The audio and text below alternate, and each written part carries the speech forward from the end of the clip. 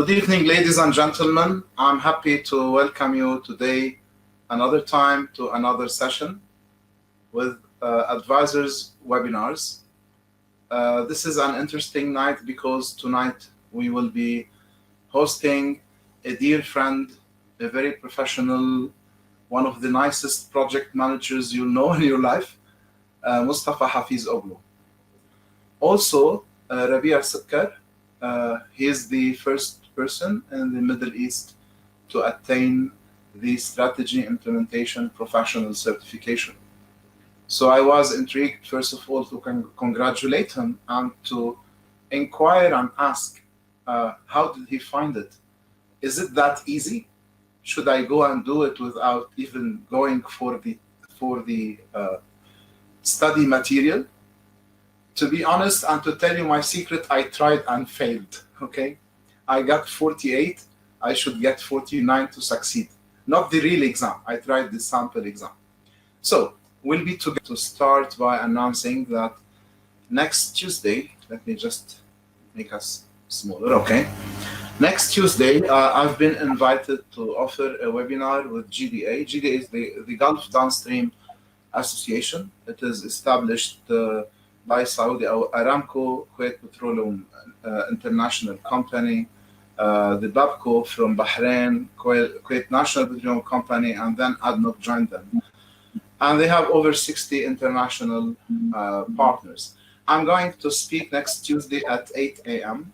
KSA time on OPM assessment, organization project management assessment, and continuous improvement for strategy realization. So there will be a link. We're going to send you the link. Anybody who wishes to join, you are most welcome. Again, this is an event by GDA, and Advisors is a partner. So it is their episode 4. Okay, it's not part of the weekly webinars, which we usually do every Wednesday. Then following, we do have our next event is next Wednesday, which is June 10 at 9 p.m. KSA. We'll welcome Dr. Sean Regan. Dr. Sean Regan is one of the world authorities in estimation and risk management. He managed mega projects with total worth over 60 billion in the States, in the Gulf, in Europe, in several locations. He's going to speak about opportunities in complex or crisis situations. Also, we will share the link. Now, it's unusual to inform you about the event which will happen in 2 weeks, but I was so interested. What happened, originally, we had a presentation with one of our top consultants, Ahmed Mukhtar. There was a specific situation and he delayed. We agreed to delay it, but he will come back because I'm looking forward to that. Since there was an opening, I invited one of our also friends and partners, Jeff LaFrance. He's the CEO for a company called VisWorks. And he's going to speak about taking project model reviews to the next level in the time of COVID-19. They specialize in artificial intelligence, in augmented reality, virtual reality, and they have a very interesting solution that I actually had the opportunity to test and work on, which will help groups of people collaborate across various areas to do project design reviews. So these are the 3 upcoming events. Now, having said that, I'd like Antonio, please, to turn on your cam and voice, and also Rabih Sukkar, if I think you are with us now. Hi, Antonio. Hello. Hi, Rabih. Hello from Riyadh. How's everyone? Hello. Hi. We are fine. We are good. Antonio, you had a haircut, huh?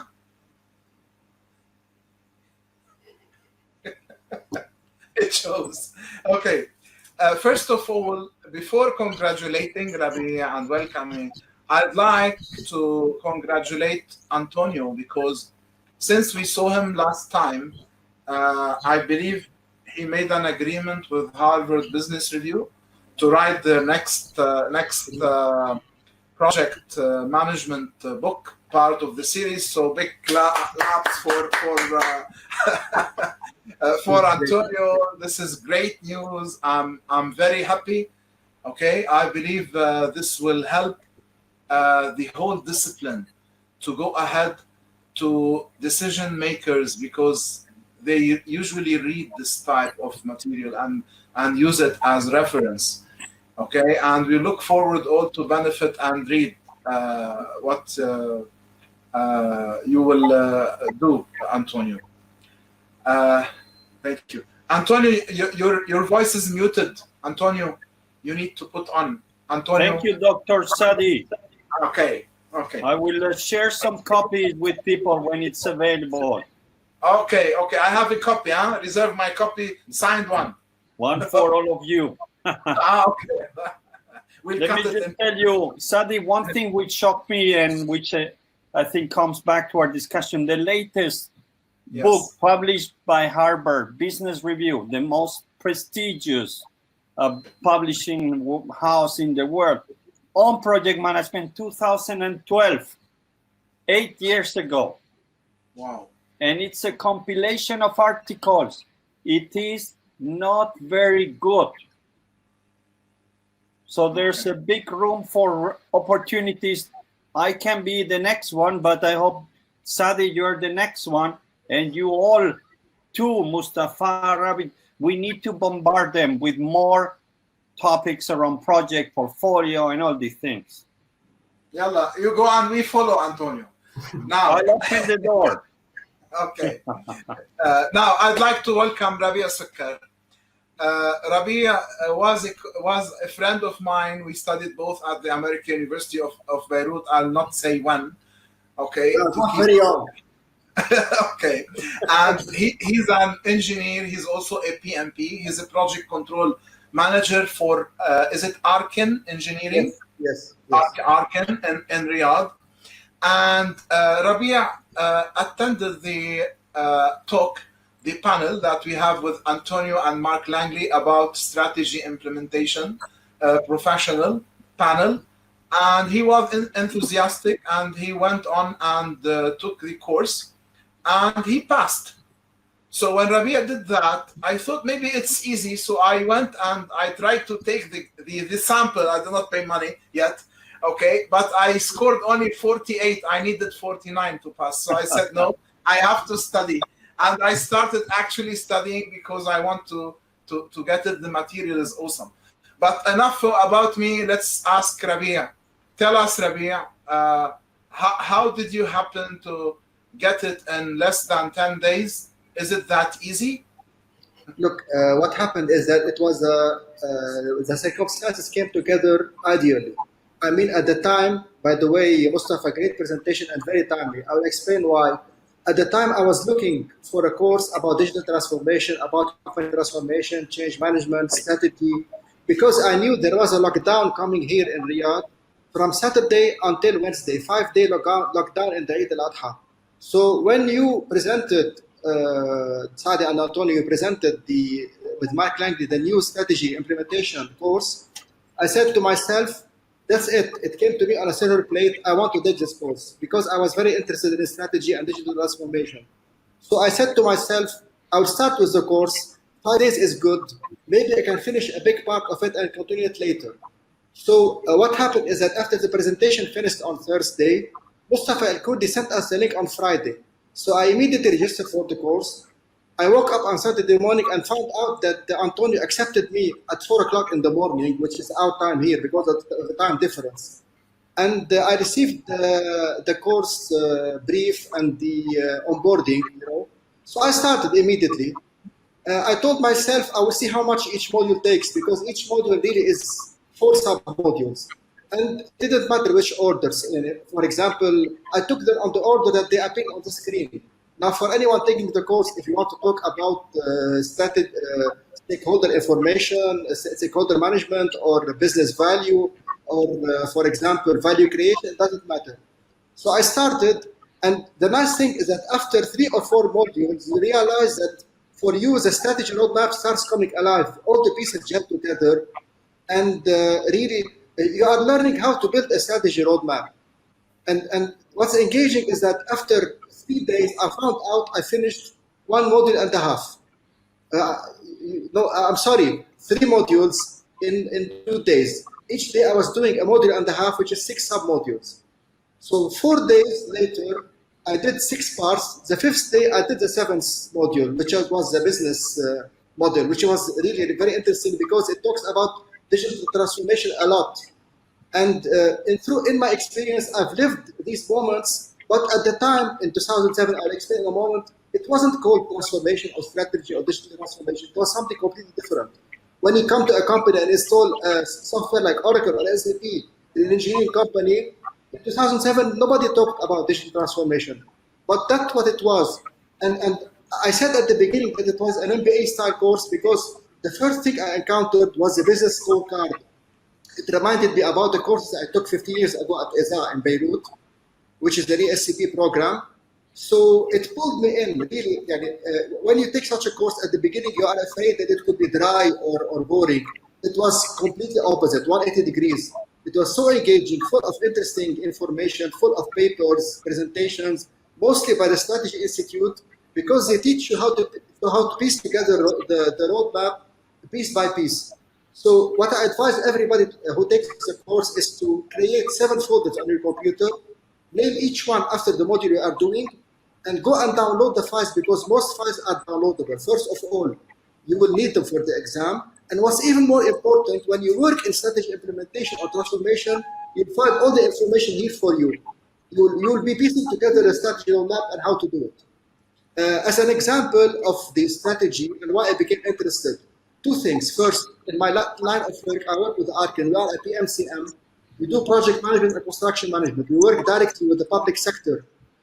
We do design review, site supervision, project management. So 3 or 4 times a year, semi-governmental bodies comes to audit us and see the work we are doing. They see the performance of our projects. What they do is to report all those findings, dashboards, contracts, Primavera, what have you, time management, financial management, cash flows. They do a very nice report that they take to very, very, very high authorities in the kingdom, because in the end, Vision 2030 is a strategy. So they want to decide, they want to be able to decide which projects shall we stop, which projects shall we start, where we should add human capital, where we should add resources. They are changing the strategy very frequently. This is why they don't come and tell you, look, this is a 5-year plan, go implement it, and then we will see you in 5 years. No, there is no time for that. Now, 13 years ago, I was with a very big construction contractor. More than 25,000 employees. They did iconic projects, the Emirates Towers, the Emirates Palace, very big. But at the origin, it was a family business. So like Dr. Saadi says, it's full of organizational silos. At the time, they came and bought SAP for millions of dollars, but they thought at the beginning they could let the IT department start the implementation, and then everybody will follow.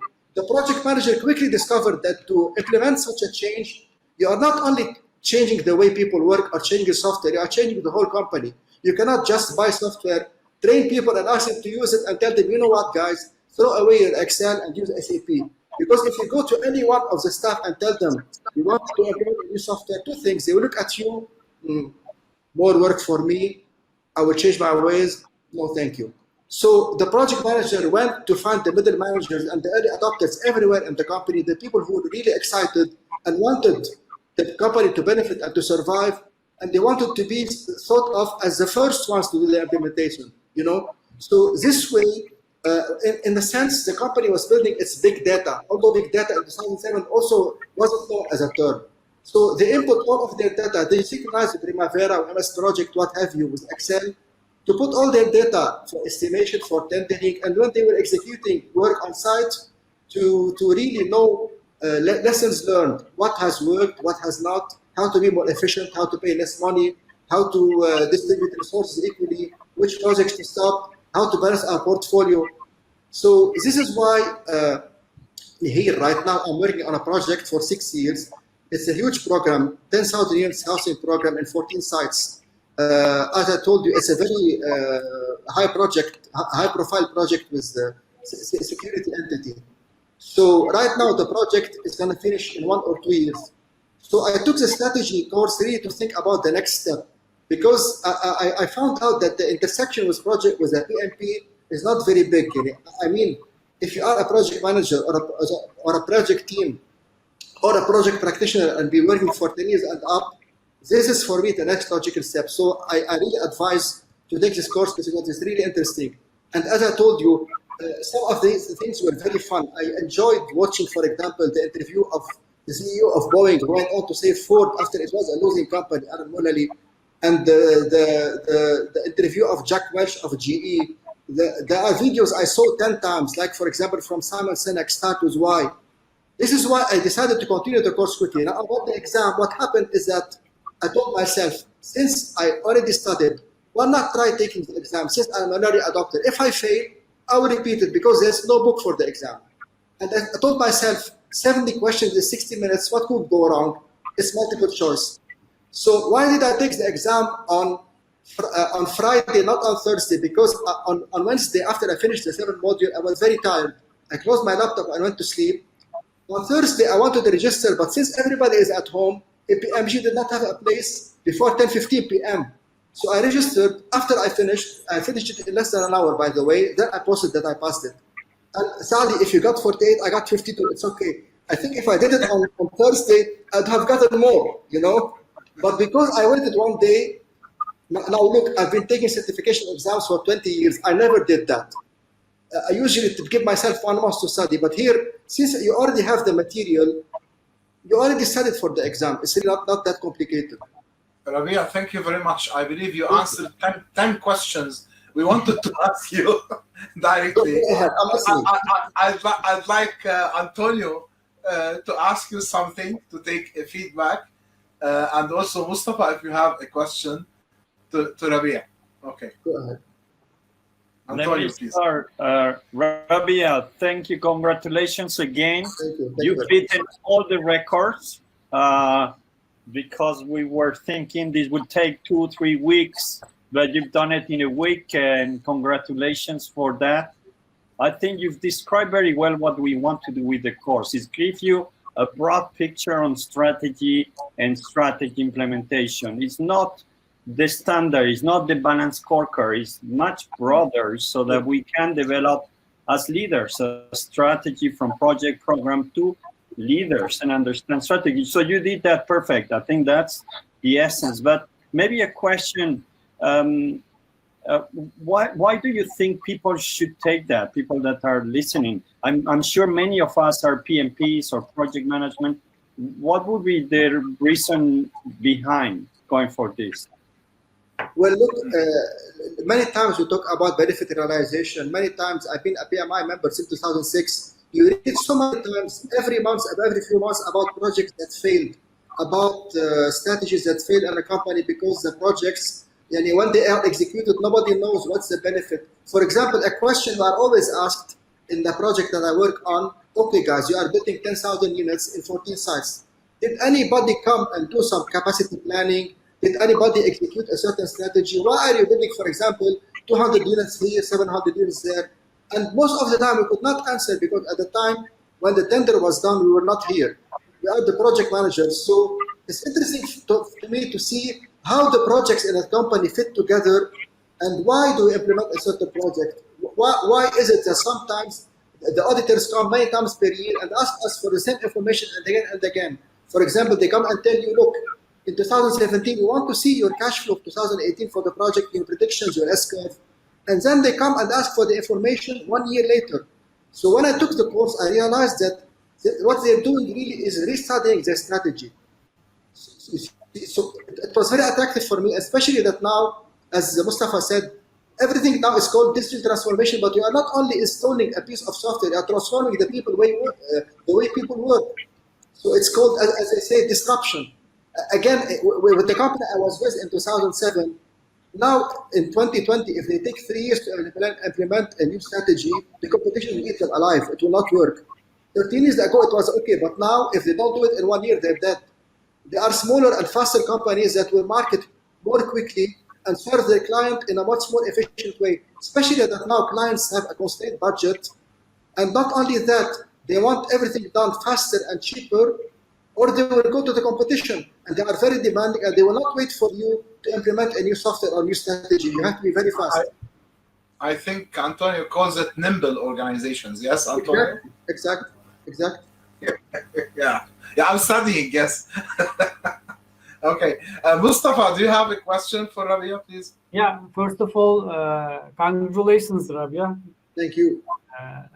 Really an interesting path you just described. We are aware that there is a huge gap between strategy and execution, strategy and projects. There are lots of research about that. And I also mentioned the different definitions of project success in my presentation. So after you get the certificate, after you get those modules, did you have a different perspective of the definition of project success, or do you expect to see in a different way? Look, now I have friends at the company where I used to work, and some of them I meet weekly because they are joint venture with the contractors that we supervise. Many of them tell you that there is no way we're going to work like before again. We're not going to work on Excel or Access database or pen and paper. SAP has almost saved the company because now they know that the project, they can decide more quickly if they will do it or not. And as I told you, they put their big data on the software without knowing it. All those prices, all those calculations, those lessons learned, instead of being in a nice folder on a piece of paper or big folders hidden in a closet somewhere or in the safe, they are on their SAP, and they can extract reports up to as much as you want with all the parameters and all the changes and all the progress. So what they can see, for example, now in my line of work, what we do, we create dashboards for the client on Power BI. When they see all their projects together, how they perform, they can make bold decisions. And for us, nobody said it at the time, but what we are doing is to implement a strategy of showing the client his work, showing him on a big screen, like a big flat screen TV, all his projects working together, which is performing better, what should they do, where should they stop or save money or whatever. The project success for them is not only just finishing the project on time. They want to know if it benefited them or not. Why did we do the project? And for example, if the project is 3 years late, is it relevant anymore?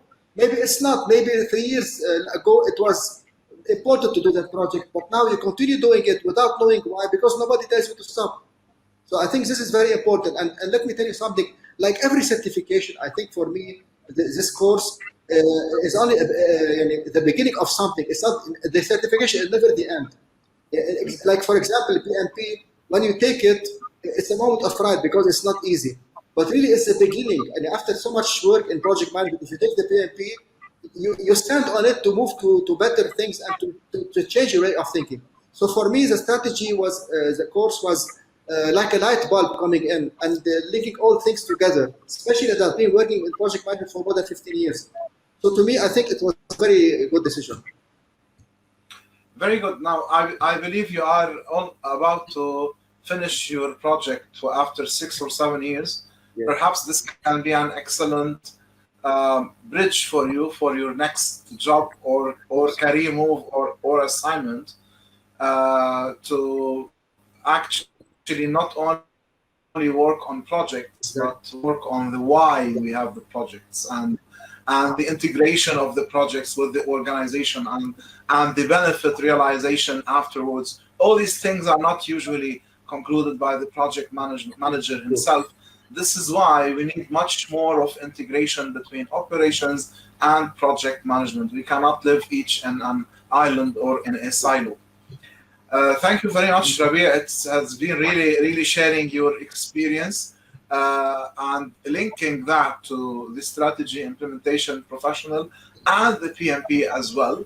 When I looked at the material, I as you said, I saw they are not.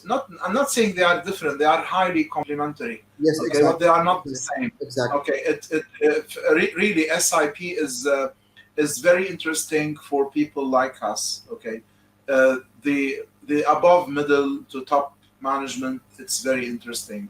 Okay, because you're gonna be required to do functions in your organization, and I believe the material will help a lot. Antonio, would you like to add anything or ask Rabih anything, because before we finish our talk, short talk for tonight?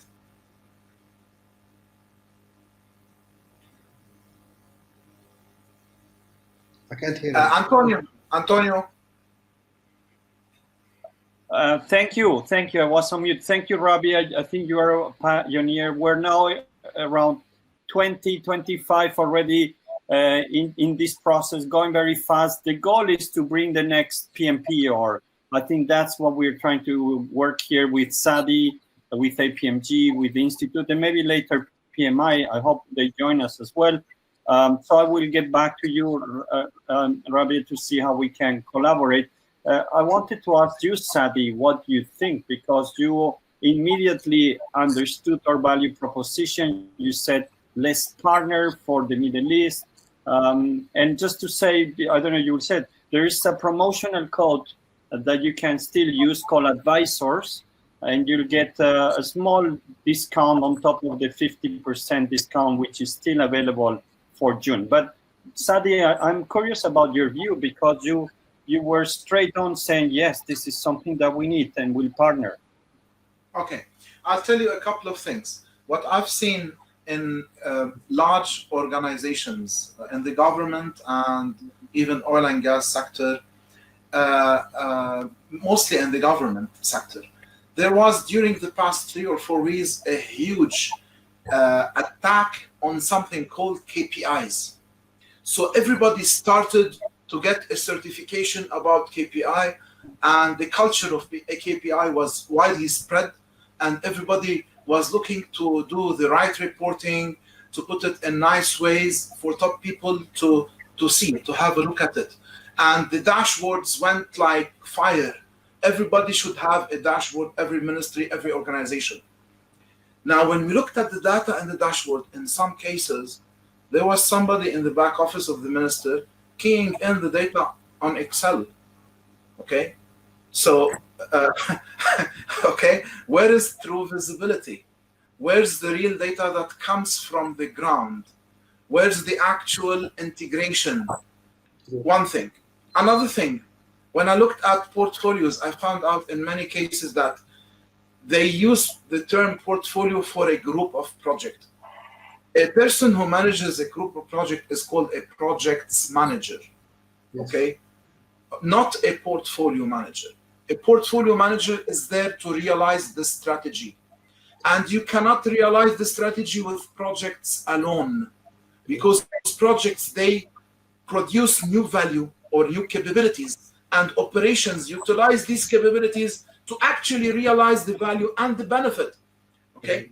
PMI has been talking a lot about benefit realization management, and Mustafa Hafizoglu has been a great part in the last guideline. He knows very well. He was one of the authors.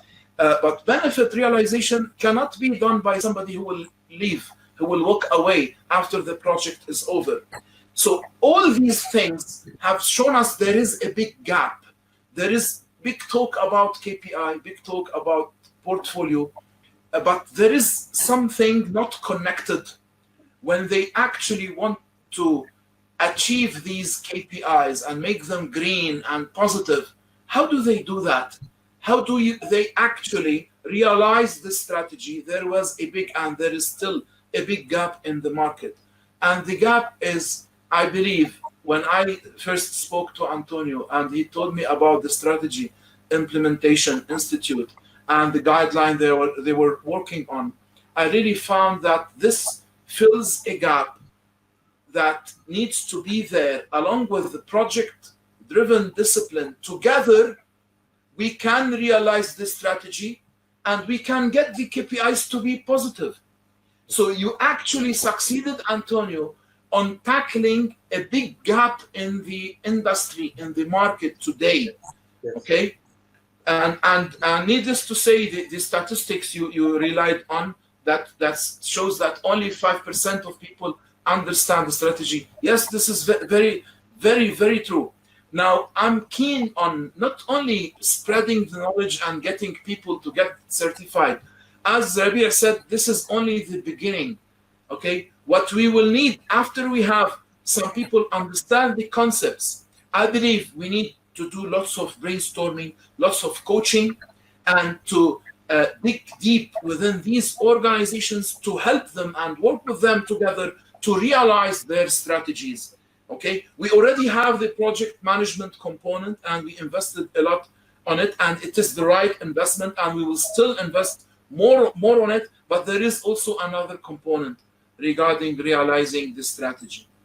What do you think, Mustafa, about this analogy, if you like? Yeah, I completely agree. Actually, there is a very good way of explaining this in this benefit realization management practice guide. It's starting with strategy and coming to project, output, and benefit, value, and again strategy. So that graph also shows that in order to achieve our strategic goals, we need projects, but we need also the outputs of the projects to create benefit.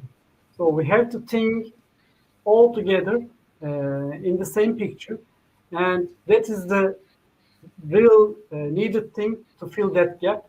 And this certificate also helps to understand how to fill this gap from my point of view. And I also wonder, I want to ask a question to Antonio. I was wondering what motivated him to start this certificate. What was the first thing? Because, okay, we know all these gaps, but what was the initial thing that made you start this certification or this institute? Thank you, Mustafa. By the way, great presentation. Congratulations as well. I follow it from the background, but it was born as a necessity for me. I knew I was growing as a project manager. I became director of PMO portfolio management. But then what? I could add some agility part and Scrum, but I couldn't see a next step. You can go for an MBA if you want, but that's 2 years on investment. So something that I always, even when I was in PMI, chairman of PMI, I talked to my partners and board directors and CEO, we need to move up. So we launched the Bright Line Initiative that was under my chair in 2016 to create the awareness, to say, people, there's more than just projects. There's strategy implementation. There's the big gap. So we partner with big companies like BCG. We were in the Davos Forum and the Peter Drucker to create that visibility. PMI has not decided yet to move into that direction, creating a credential in this space. There are other priorities that they're trying to fill in, especially agility. And I thought, let's launch it, and later on we'll see how we connect, because like Saadi said, it's complementary. There is no competition. This is complementary to PMI. It's complementary to Agile. And that was a personal necessity, a gap in the market, because I've been managing hundreds of project managers. They ask me what I'm going to do. I'm 40. I'm going to do 25 more years of project management. I want to do something else. And that's how I felt myself. Well, learn strategy, be a leader, and you can move into operational roles as well. You can start up your company, like Saadi said. The purpose of the tool is just the course. The certification is the first layer. Then you can coach. You can be a coach and help companies go through the strategy implementation, maturity. So it opens a lot of doors. It's just the beginning, like Rabih was saying, and Saadi. And I hope people see that like that. It's just an opening for seeing the picture like that in our careers, opening our careers to much more interesting work, which I think is going to happen because we're in the project economy. Antonio, thank you very much. I'm going to take only one question from Imad Muhaysin. Now, Imad, he is the chair for Project Management Committee at the GDA, the Gulf Downstream Association. And I'm fortunate that I will be speaking with them on organization project management assessment and improvement for realizing strategy. Okay, we go back to realizing strategy. And he has a question. So he's asking, strategy implementation requires robust governance. How long should strategy governance should continue before seating their mission, seizing their role.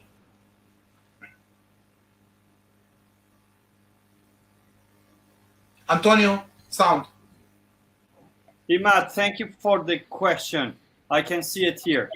Absolutely, it requires governance and requires accountability. I think that's one of the biggest challenges. When you are at the governance level, you are accountable of the results of the project. I think project managers and leaders should move into the accountability as well. We call accountability the governance, and the project manager is responsible. I think the future, that will merge. But I absolutely agree that the governance has to continue afterwards, because nowadays the missions tend to be more short-term, and sometimes the missions move as well. In the past, 10 years ago, a strategy would last 9 years.